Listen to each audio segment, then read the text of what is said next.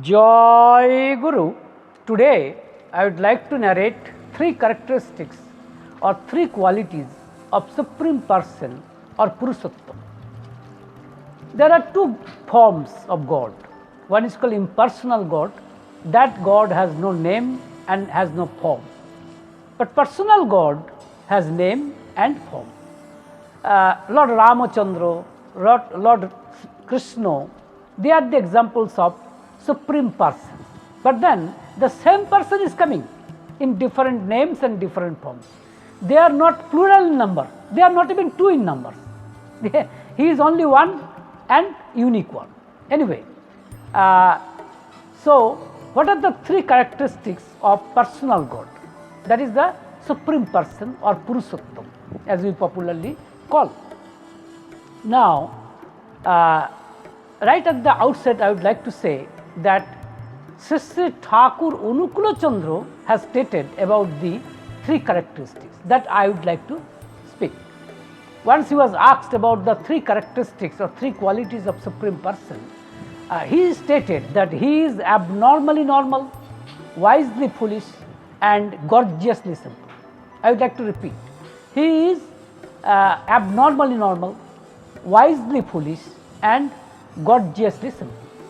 And in this connection, I would like to say that three characteristics, three qualities are absolutely applicable in case of Sree Thakur Anukul Chandra. And I would like to state the application of three qualities in case of Sree Thakur Anukul Chandra in order to illustrate the characteristics of personal God or Purushottam. The first is, as I have already stated, abnormally normal. Sree Thakur Anukul Chandra was an abnormally normal person in the truest sense of the term, because by spiritual persons or by sadhakas, that is, who are the ascetic austere practitioners, you see, you can say they have their special attires. For example, they clad their bodies with saffron clothes or with red clothes or any colored clothes, and you see, they may have vermilion mark on their foreheads. You see, they may have, some of them may have weapons in their hands, or you see, it may so happen that they have matted hairs like that. Sree Thakur Anukul Chandra did not have any such. You see, he didn't have any matted hair. He did not clad his body with any saffron clothes or red clothes. While he was asked about this, he stated that, you see, let sannyas, that is, let, you see, this particular ascetic, ascetic qualities, I would like to say, let it come in mind. Do not clad your body with saffron clothes, or else your mind would be body oriented. This is the statement of Sree Thakur Anukul Chandra. So therefore, he did not clad his body with any color, any kind of clothes, and he did not mark his forehead with any vermilion. He didn't have any garlands of rudraksa, or for that matter any sorts of any sorts of garlands. He didn't have any weapon whatsoever, and he wore only a white dhoti with a black border, and the upper portion of his body largely remained bare. Only a white sacred thread, you see, was found hanging from his shoulder. So this was his attire. That means the person, I say, this kind of attire, we are not familiar with the spiritual persons or ascetic austere practitioners. But then in this respect, he was absolutely abnormal, I would like to say, but very much normal also, because he was just like any other ordinary person. That is, maybe this was precisely the reason why any person, you see, could easily, I would like to say, go to him and to meet him and to ventilate their grievances, because they found the same person, maybe he is one of his relatives, maybe like father, like brother, like, or like good neighbor, like this. So therefore, he was just a normal person in this respect, I would like to say. And then coming to the And secondly, that he was an abnormally normal person because he did works of many lifetimes in one lifetime. He did every works in quickest possible time, I would like to say. But then people used to call those things as supernatural or as a kind of magical activities. Not at all. He was a hater of any miracles or any kind of supernatural activities. For example, he was a doctor actually. He was an allopathic practitioner initially, and then he learned homeopathy by himself and also learned Ayurvedic medicines. And he used to treat patients with either allopathic medicine or by homeopathic medicine or by Ayurvedic medicine or combination of all kinds of medicines. So just see, I would like to say he was the pioneer person, at least in his lifetime, that he used all the, you can say, he used to treat patients with combined medicines. You see, modern day scientists, they are seriously thinking about, you see, combined exposure of different kinds of medicines to treat complicated diseases. Just see, he was the pioneer, I would like to say.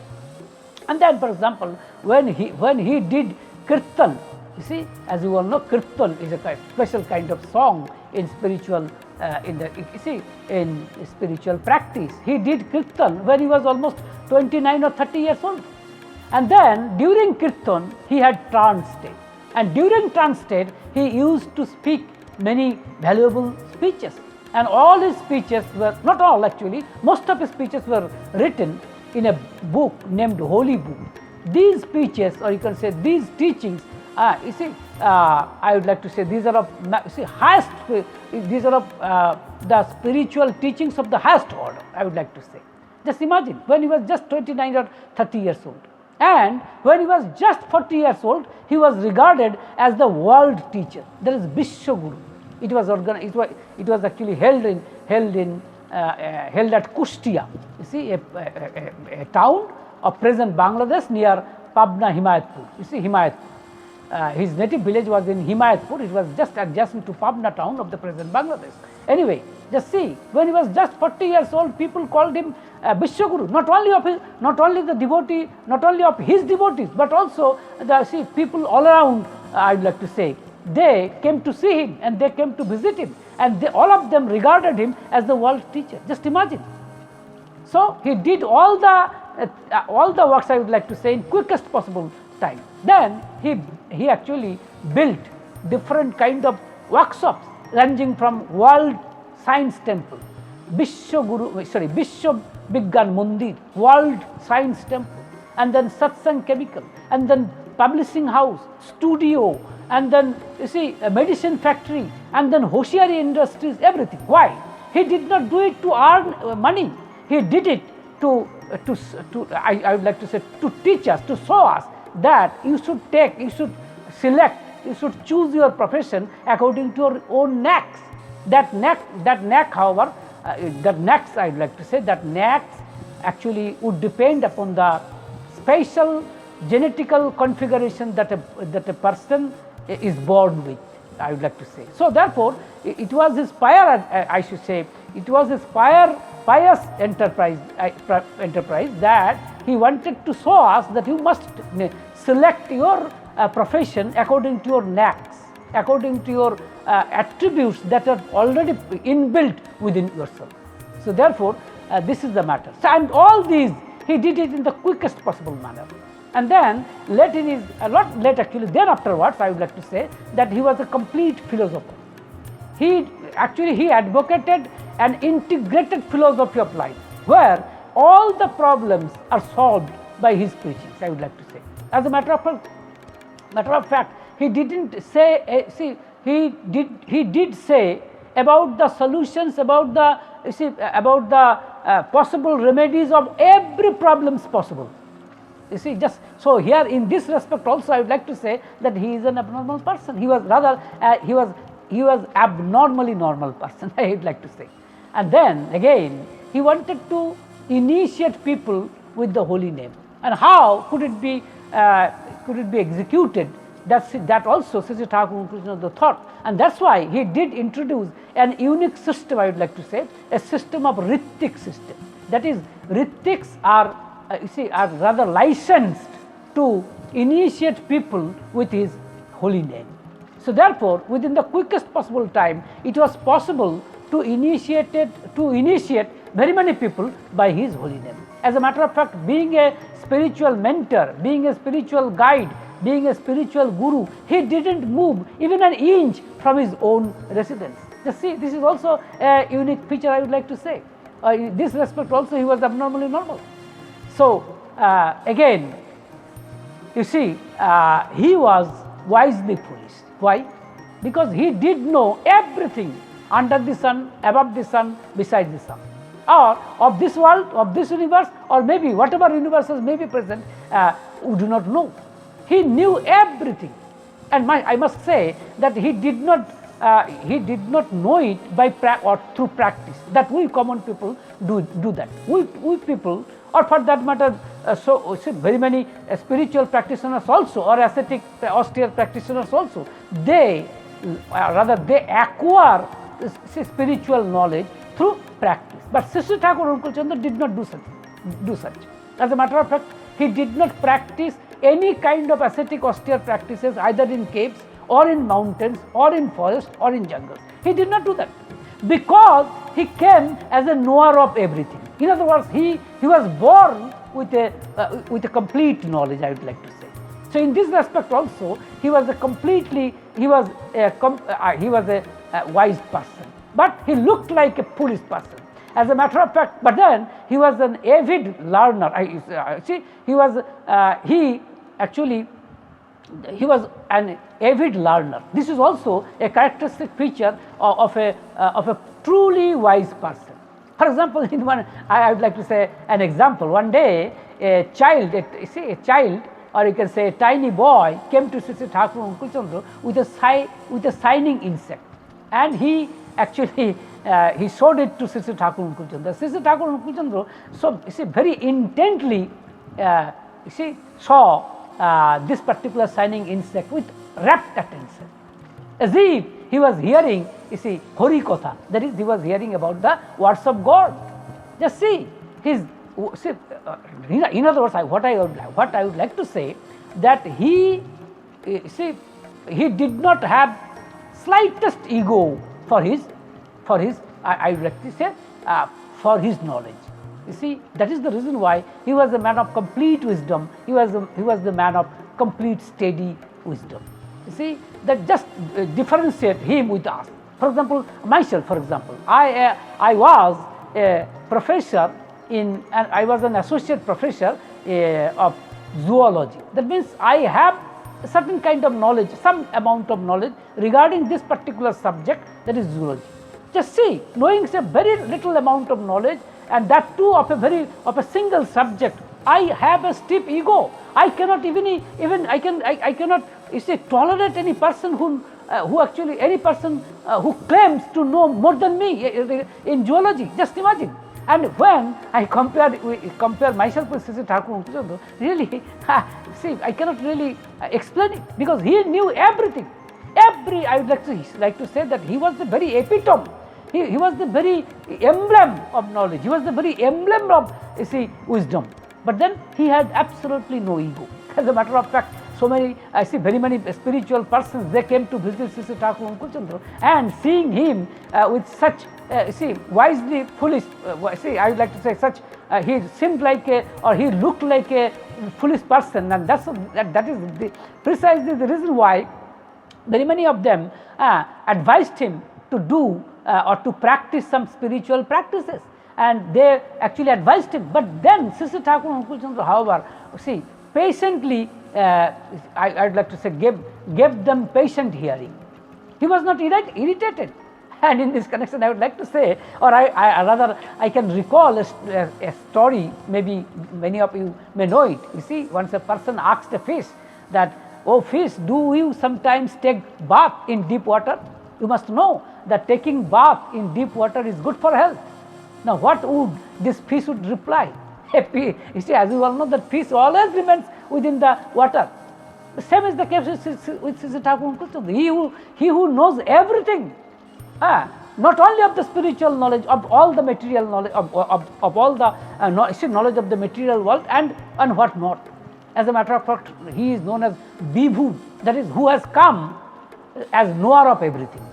Not that, so that means he did not need any kind of practice whatsoever. So just see the difference between the spiritual persons that we are familiar with, and we must compare them with Sree Thakur Anukul Chandra. Then we can easily understand that he was a wisely foolish person. There is no doubt about it. You see, and then you see again, his preaching, I would like to say his preachings, his teachings are based solidly, are based on solid science. He did not believe in magic, or you can say he did not believe in any kind of supernatural activities. As a matter of fact, he was a hater of so-called jugglery, or you can say so-called miraculous affairs or miraculous activities. He did say that everything has a cause and has an effect. So therefore, nothing is without any reason. Everything is happening with a definite reason. And he actually, I would like to say, he unfolded, he deciphered the so-called supernatural phenomena, through scientific learnings, I would like to say. So, for example, one day I would like to give a triple example in this respect, which I can recall it at this instant. One American disciple was there whose name was Ray Archer Hauserman. Initially he did not know much about the depth of the knowledge of Sree Thakur Anukul Chandra. That's why he once, one day when he was with Sree Thakur Anukul Chandra, then Sree Thakur actually asked him, just see, or you can say citing a mango tree nearby, he actually asked Hauserman that, can you say where is the head and where is the feet of this mango tree? Then Hauserman got absolutely bewildered and then said, well, I did not think about it much, but then it seems like that maybe the branches are the head and or you can say are the heads, and the roots are the, you can say, mouths. This much I can say. The roots is the, yes, roots are the branches, or you can say are the feet, while the branches are the heads of this particular plant. Then Sree Thakur Anukul Chandra smiled a bit and then said, well, I also do not know either, but then I thought that maybe since we take nourishments in through our mouths, then since mouth is present at the head region, that it may so happen that roots, or you can say root of this particular plant, mango plant, may be the head, maybe its head, because through this portion this plant takes nourishment, and the branches maybe are its feet. You see, this was the explanation of Sree Thakur Anukul Chandra. Then Hauserman said, well, it's a very noble kind of thinking.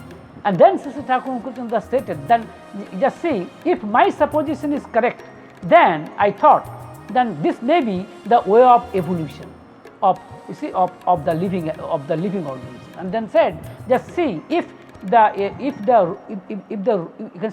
root of a plant is compared with head, then the head of head of plant is pointed downward, while the head of animal is rather parallel to the ground, while the head of human being is pointed upward. So this is the way of evolution. Just see his way of talking. See, I would like to say, just depth of his talking, I would like to say. We say that Charles Darwin is the father of evolution, and actually he deserves such a reputation, no doubt about it, because he did so many researches regarding the evolution, and I would like to say he actually discovered the you can say the theories of evolution with a very, I would like to say, with very in a very reasonable manner. there is no doubt about it. But then just see the talkings of Sree Thakur and Anukul Chandra. It is by no means less important if we examine the very theory of evolution. Just see, Sree Thakur and Anukul Chandra stated that this is how evolution had actually had been accomplished, because at the initial stage the living form, that is the plant, whose head was pointed downward, and then came animals, their heads were parallel to the ground level, while the head of the human being is pointed towards